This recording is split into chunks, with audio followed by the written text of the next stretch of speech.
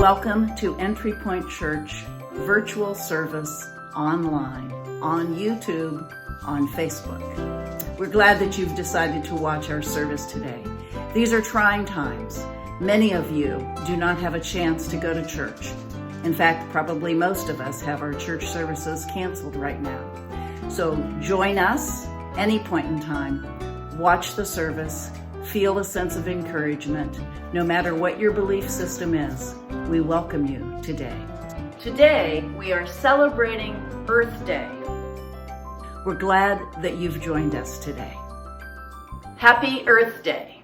Wendell Berry once wrote, "The earth is what we all have in common." Never has that been more apparent to us than in these days of a worldwide health pandemic. On April 22nd, 1970, 20 million Americans participated in protests, festivals, and rallies on the very first Earth Day. The occasion launched the modern environmental movement and helped pave the way for the creation of the Environmental Protection Agency later that year. Soon after, Congress passed the Clean Air Act, the Clean Water Act, and the Endangered Species Act, three pieces of legislation that improved public health and inspired countless conservation efforts. On that Earth Day, 10% of the United States population came together to protest industrial pollution and demand a sustainable future. And it worked. Our democracy responded with action that saved lives. Today, 50 years later, there will be no public gatherings, no protests, festivals, or rallies. Instead, this coming Wednesday, which marks the 50th Earth Day celebration, we'll all be having one heck of a celebration, staying safely at home. That will be our effort to also help to save lives. Our staying home ironically has another outcome, and it's good for the earth. We are all shrinking our carbon footprint. Because of our health crisis, most of our country and certainly much of the globe is staying home to help flatten the curve. Gyms and restaurants are closed. Most businesses are working from home. Public transportation is running many shorter hours and much less frequently. Airports are nearly empty and roads are bare. We all know this. We are getting about 3 weeks to a gallon in our cars right now. We may not be enjoying this, but our earth is. We have cleaner skies, cleaner water, and a huge amount of fresh air that we never had before. Our earth is healing. Because of our restrictions, carbon emissions from fossil fuels could fall by 2.5 billion metric tons this year, the largest drop on record. Energy use has declined, and since December, the United States is down 5%, with an increase in the use of wind and solar. Our carbon footprint, the amount of carbon dioxide and other carbon compounds that are emitted due to the consumption of fossil fuels by an individual person or by a business or by a car or an airplane, that carbon footprint has changed a lot since our stay-at-home orders began. Instead of our daily drives to work or to the grocery, we go out only as needed, roughly once a week, maybe less often. Certainly planes are flying less often, all transportation is limited, and although people are shopping online, I suspect that in all honesty, we are purchasing and consuming a lot less. Truth be told, I don't think people are taking as many showers or using as much makeup either. I don't know about all that. When our pandemic ends, perhaps we need to keep some of our more eco-friendly habits. We don't need to run to the store every day. We don't need to find so many reasons to leave our homes. Spending time with our family members should continue to be more intentional. Among the many things I have found very interesting sociologically about this time in our lives is our relationships with the place that we call home. Our home or apartment is the most costly item that we are either purchasing or renting or we already own. Yet, our pre-quarantine life was filled with activities and distractions that took us away from the place we call home. We often acted like staying there was a punishment. We still do. But we have to admit that we've become much more familiar with our home. We've become pretty acquainted with it. We may have even cleaned it up a little bit. And we've certainly become more appreciative of that place that we call home these days. And we have a new respect for many of our relationships and for the communities of friends that we have. We miss them.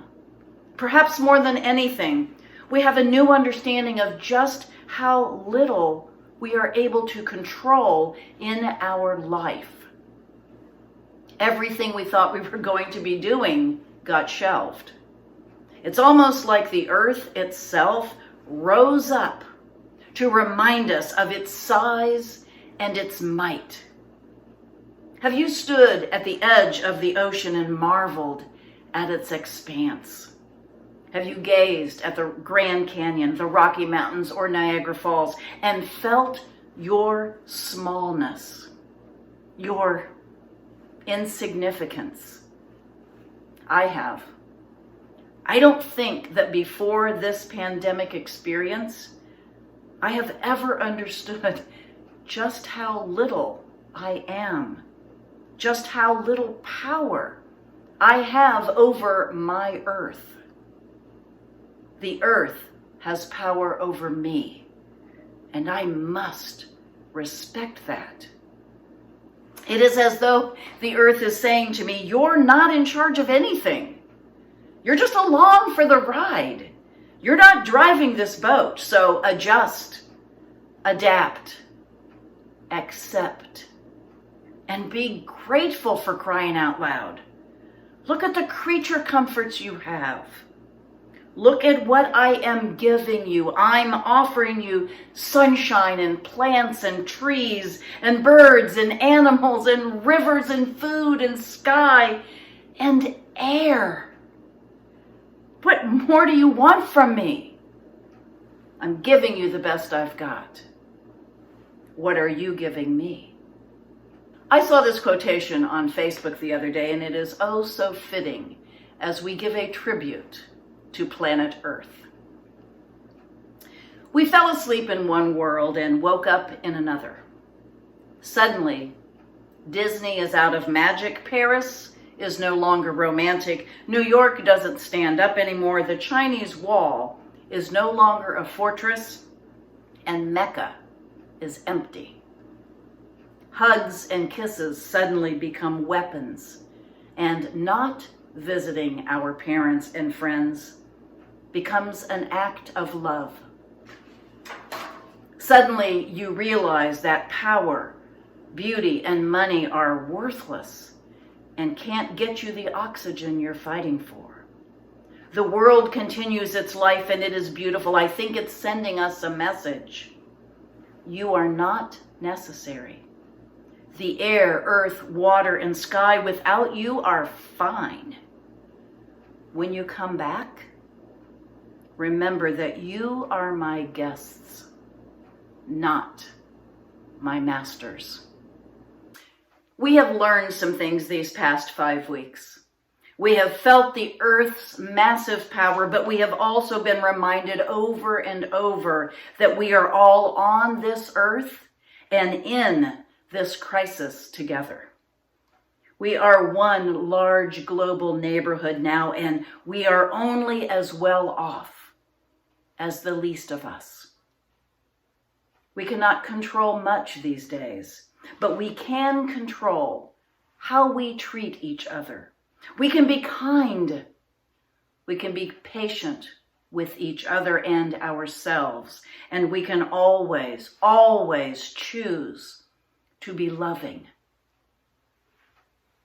We are love. We are one. We are how we treat each other when the day is done. We are peace. We are war. We are how we treat each other and nothing more. Amen. To be humble, to be kind, it is a giving of peace in your mind. To a stranger, to a friend, to give in such a way that has no end.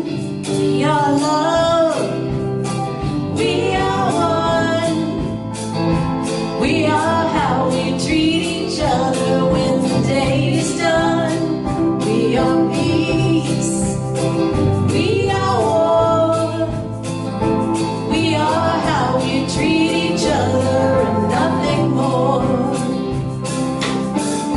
And to be bold and to be brave, it is the thinking that the heart can still be saved.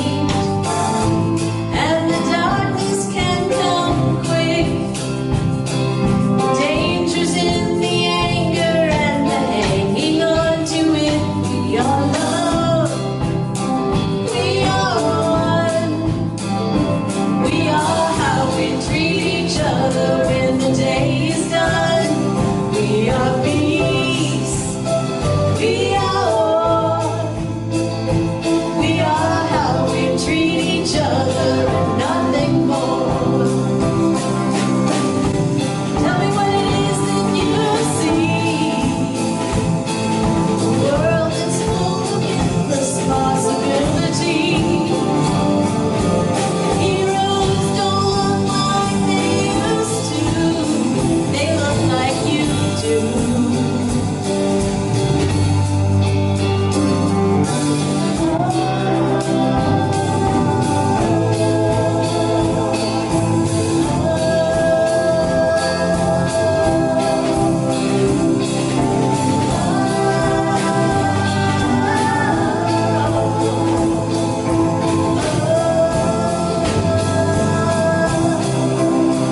We are love, we are one, we are how we treat each other when the day is done.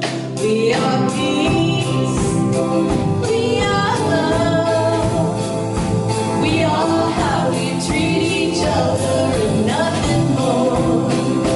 We are how we treat each other and nothing more. We are how we treat each other. Thank you for joining our service today.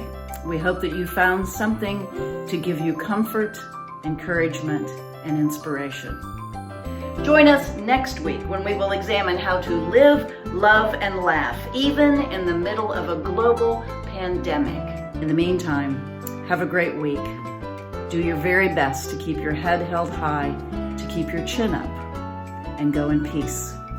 Amen.